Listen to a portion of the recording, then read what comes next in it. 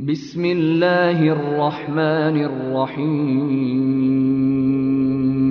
Souvent, on entend parler de l'éducation des enfants. On appelle tarbiyat al-awlad. Cette éducation, comme vous le savez, on a souvent une erreur qu'on commet, c'est qu'on en parle souvent lorsqu'il y a une naissance ou après le mariage. Chez beaucoup de savants, ils vous disent que l'éducation des enfants commence avant même le mariage.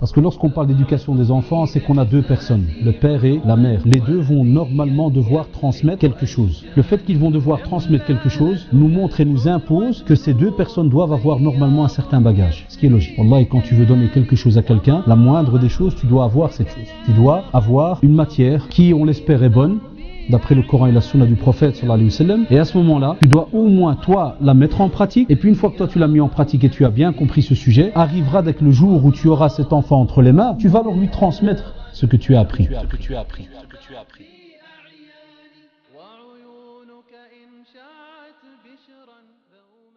Bismillah ar-Rahman ar-Rahim.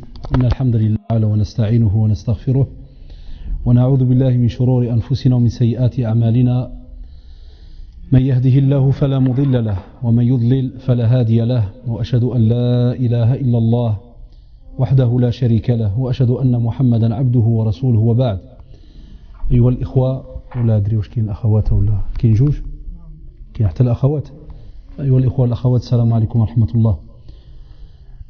Les frères donc جزاهم pour leur invitation et ثانيا نستسمح أمام الإمام شيخ المسجد بعد المداخلة.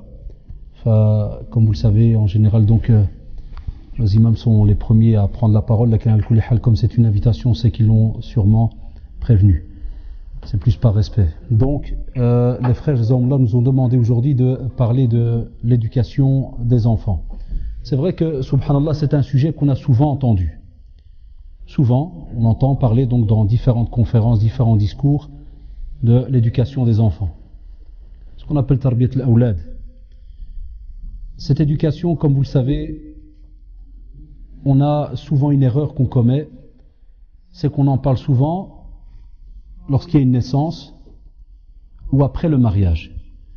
Chez beaucoup de savants, ils vous disent que l'éducation des enfants commence avant même le mariage. Certains ont été étonnés, parce qu'on a des textes comme ça qui vous rapportent que certains venaient chez certains machères pour leur demander, voilà, j'ai un bébé, donne-moi des conseils. Ils lui disaient, entre guillemets, c'est trop tard. Il fallait venir avant. Pourquoi ? Parce que lorsqu'on parle d'éducation des enfants, c'est qu'on a deux personnes, le père et la mère. Les deux vont normalement devoir transmettre quelque chose. Le fait qu'ils vont devoir transmettre quelque chose nous montre et nous impose que ces deux personnes doivent avoir normalement un certain bagage. Ce qui est logique. Wallah, et quand tu veux donner quelque chose à quelqu'un, la moindre des choses, tu dois avoir cette chose. Tu dois avoir une matière qui, on l'espère, est bonne, d'après le Coran et la Sunna du prophète sallallahu alayhi wa sallam. Et à ce moment-là, tu dois au moins toi la mettre en pratique. Si tu l'as mis en pratique et tu as bien compris ce sujet, arrivera dès que le jour où tu auras cet enfant entre les mains, tu vas alors lui transmettre ce que tu as appris. Ça, c'est normalement l'ordre à suivre. Et c'est pour cela que le prophète sallallahu alayhi wa sallam nous rappelle dans la tradition authentique, il nous dit que إِذَا أَتَاكُمْ مَنْ تَرْضَوْنَ دِينَهُ وَخُلُقَهُ فَزَوِّجُوهُ. Lorsqu'on parle de l'homme, s'il vient à vous, celui qui, normalement, vous agréez de lui sa religion et son comportement. Ad-din wal khuluq. La religion et le comportement. Mariez-le à ce moment-là. Et pour la fille, il nous a rappelé que certains choisissent la beauté, la renommée, l'argent, ceci, cela. Mais qu'est-ce qu'il a dit à la fin, le prophète sallallahu alayhi wa sallam, dans l'autre tradition authentique, il a dit Idfar bidati din taribat yadak. Choisis celle qui a la religion. Tu auras à ce moment-là fait le bon choix. Donc dans les deux cas, on demande spécialement d'avoir la religion. Si tu as mis ces deux critères pour commencer ta vie de couple, à ce moment-là, Inch'Allah, tarbiya, l'éducation, Wallah, ça va aller au fur et à mesure, bi'idhnillah, subhanahu wa ta'ala. Lakin si nous, à la base, on a mis de l'importance par rapport à l'argent, le travail, la voiture, le ceci, le cela, c'est important à un certain niveau. Lakin on a, et ces derniers temps, on le remarque beaucoup encore plus, on ne donne pas beaucoup d'importance à ce côté religieux. Et spécialement, Allah alikum, pas parce qu'il vient prier 2 rak'at à la mosquée ou 4, ou que la sœur, mashallah, elle met le hijab et qu'elle est bien habillée. Là, qu'est-ce qu'ils ont dans la tête? Qu'est-ce qu'ils connaissent? Parce que si le prophète il a dit la religion, comment tu vois cela? C'est vrai par le comportement. Est-ce qu'il vient à la mosquée? Mais est-ce qu'il apprend quelque chose? Qu'est-ce qu'il connaît du Coran? Qu'est-ce qu'il connaît de la sunna du prophète sallallahu alayhi wa sallam? Est-ce que les parents aujourd'hui osent demander cela? Là, le frère il vient demander en mariage. En général, on parle souvent de 2-3 petits points et puis on marie. Après seulement, on a des problèmes. Dans le couple, plus ça se répercute tout ça dans l'éducation des enfants. Faqidu shay la yu'ti. Celui qui n'a rien en main ne sera pas donné. Ça, c'est une règle qu'employaient les Arabes depuis longtemps, et même au temps du prophète, c'était connu. Toute personne qui n'a rien à donner, en général, il ne sera rien à faire. Et c'est pour cela qu'on a aujourd'hui, et on n'arrête pas de le répéter, on a un petit moment où on peut dire, entre guillemets, qui est propice, il est important. C'est qu'on a une nouvelle génération, alhamdoulilah, qui revient vers la pratique, qui réétudie sa religion et autres. Ils doivent alors à ce moment-là, ces jeunes, rajouter comme sujet l'éducation des enfants, avant même le mariage. Nous, souvent, les jeunes, ils se marient, ils t'appellent. Comment je dois faire pour ceci ou cela? Alors qu'il a déjà fait l'acte. Il est déjà marié religieusement. Adi te pose la question. Puis quand il y a le premier bébé, wallahi, combien de jeunes nous appellent de l'hôpital? Salam alaikum, c'est le frère Intel, wallah, désolé de te déranger, le bébé il est là, qu'est-ce que je dois faire? Des fois pour rigoler, je dis, ouais, mange-le, ou là, mets-lui de la pâte, ou là. Alors là, wallah, là, je rigole pas, regarde, lui, il remarque pas que tu rigoles avec lui. Non, je rigole pas. J'ai dit, mais akhi, subhanallah, c'est maintenant que tu appelles pour savoir ce que tu dois faire, et alhamdoulilah, avec ce bébé entre les mains. Là, c'est un investissement immense. Avoir un enfant, wallahi, c'est un investissement immense. Et on sera questionné le jour du jugement dernier. Kullukum ra'in, comme l'a dit le prophète sallallahu alayhi wa sallam. Chacun d'entre nous, et sallallahu alayhi wa sallam, il a donné l'exemple comme d'un berger. Le berger, wallahi, est celui qui tient le plus au monde à ses moutons. C'est le plus grand des investissements qu'il a. Toute l'année, il les surveille. Est-ce que tu crois qu'il va laisser un loup s'approcher de ses moutons? Jamais de la vie. Il mange le loup s'il faut. Ils passeront pas. Mais alors imaginez-vous si à ce moment-là, ça se passe de cette manière. Les enfants, alors comment est-ce qu'on conçoit cela? On rappelle aussi que les enfants, dans l'éducation, pourquoi est-ce que je vous ai dit que les deux sont importants, le père et la mère, lakin, la mère a un rôle des fois, entre guillemets, encore plus important que le père, lors d'une certaine période. Il faut savoir qu'au début, l'enfant passe le plus de temps avec qui? La mère ou le père? Avec la mère, subhanallah. Déjà, sans qu'il le sache, entre guillemets, elle le porte pendant 9 mois. C'est elle qui le porte. Et wallahi, on sait que, et c'est prouvé maintenant, scientifiquement, c'est prouvé, médicalement, que si jamais, par exemple, la mère, pendant qu'elle est enceinte, si elle est habituée à écouter du Coran, par exemple, on vous dit que l'enfant, il capte ou il capte pas, le fœtus là? Il capte, subhanallah. Mais si elle a été habituée à écouter que le ghna de mjnounin, c'est normal que l'enfant, après, il sort mjnoun. C'est déjà un stressé, avant même qu'il sorte sur la terre. Wallah, avant même qu'il sort. Parce que qu'est-ce qu'il a entendu? À la maison, là, qu'est-ce qu'il y avait comme son? Soit la musique, soit des fois les cris, les insultes ou autres. Donc voilà pourquoi on revient de nouveau à la religion. Donc qu'est-ce que vous écoutez à la maison? Ah, les mères, qu'est-ce que vous regardez toute la journée? Quel est votre programme? Vient le soir, il va passer cet enfant, il faut être honnête entre nous. Combien d'heures il passe avec le père? Voilà, sciemment en semaine. Si jamais il a 7, 8, 9, 10, 11, 12 ans, qu'il est encore en primaire, et que, mashallah, il prie comme maintenant en hiver, l'Acha est très tôt, et qu'il va devoir aller dormir tôt. Combien d'heures il passe avec son père? Si le père rentre du travail à 7 heures ou à 6 heures, le temps que le père prenne la douche, qu'il mange, billah alaykoum, combien est-ce que le père parle à son fils? Calculez, vous allez voir. Donc la mère, subhanallah, et c'est pour ça qu'Allah, subhanahu wa ta'ala, a donné une importance incroyable à la mère. D'où dans le hadith du prophète sallallahu alayhi wa sallam, lorsque il a conseillé un compagnon, combien de fois il a répété le mot mère? 3 fois. 4e, c'est qui? Ad, le père. Ça ne veut pas dire qu'il n'est pas important, le père. Hasha lillah. Lakin, la mère a un rôle important dans l'éducation de cet enfant. Et le hadith, alhamdoulilah, dans le Bukhari et Muslim, ceux qui veulent revenir dans ce recueil important, vous allez voir combien de traditions il y a dans ce domaine-là. C'est incroyable. On vous dit aussi que le père et la mère doivent être un modèle.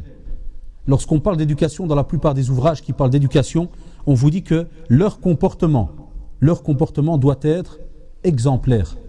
C'est-à-dire que leur enfant ne pourra pas voir d'eux un comportement qui est contradictoire. Un exemple. Si, subhanallah, tu dis toujours à ton enfant « Wa salli, Allah yarda alik ». Par exemple, toi tu sors, un exemple, un frère qui va travailler le soir et il dit à son fils « Wallah yarda alik, salli l'asha ».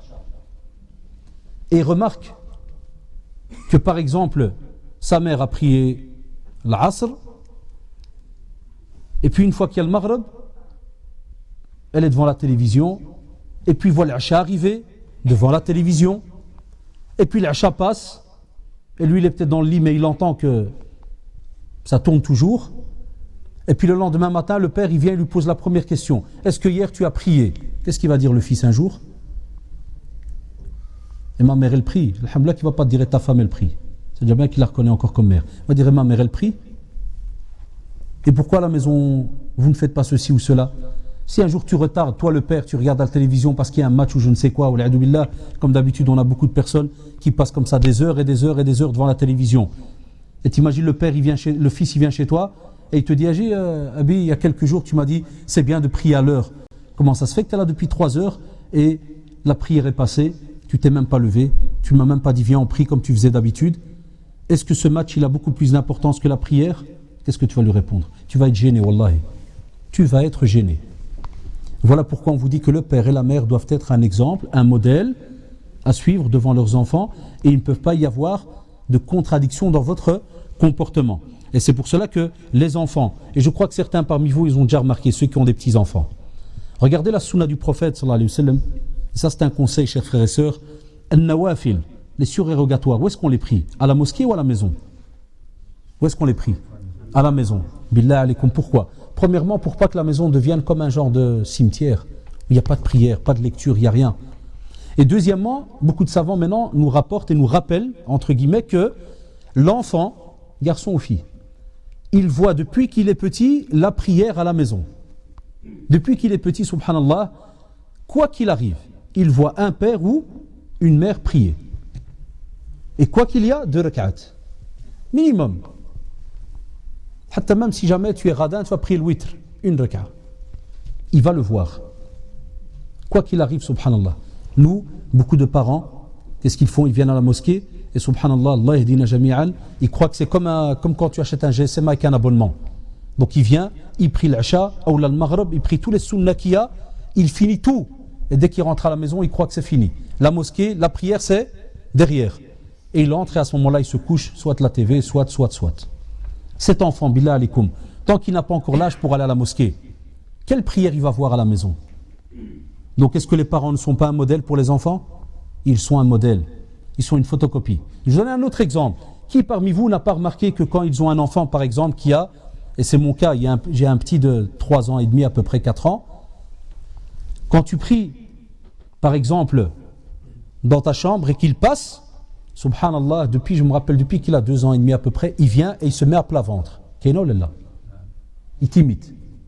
Il fait comme toi. Il vient, il se met à plat ventre, et subhanallah, il reste couché par terre. Des fois, il vient jouer avec ton doigt quand tu fais tahiyyat ou lillah, il joue avec ton doigt. Des fois, il t'imite, il remet sa main, il redescend, il remonte. Allah ya ikhwan, regardez la hikmah que certains, subhanallah, des fois, entre guillemets, nous taquinent, à nous les musulmans, ils nous disent oui, mais à ce qui paraît, on a lu dans une tradition chez vous que l'enfant, il faut lui apprendre à prier à partir de quel âge? 7 ans. Elle devient obligatoire à partir de quel âge? 10 ans. Tu dis oui, mais à 7 ans, le pauvre enfant, les devoirs, l'école. Des fois, qu'est-ce que je dis à certains qui nous rendaient visite au centre islamique? Je leur disais non, on lui apprend à 7 ans. Mais en vérité, chez nous, dans les familles pratiquantes, donc ceux qui pratiquent, où il y a de la prière à la maison, vous en faites pas. Pour l'enfant, déjà à 2 ans et demi, c'est comme un jeu. Il sait c'est quoi monter et descendre, soujoud, il le voit. Fa wallahi, je prends le cas maintenant de cet enfant qui a 4 ans, le jour où il a 7 ans. Est-ce que la prière pour lui, elle est quelque chose d'incroyable? Abadan. Anna le petit, Allah yahfadou, il a même pas 3 ans et demi, 4 ans, il sait déjà faire toute une raka'a complète.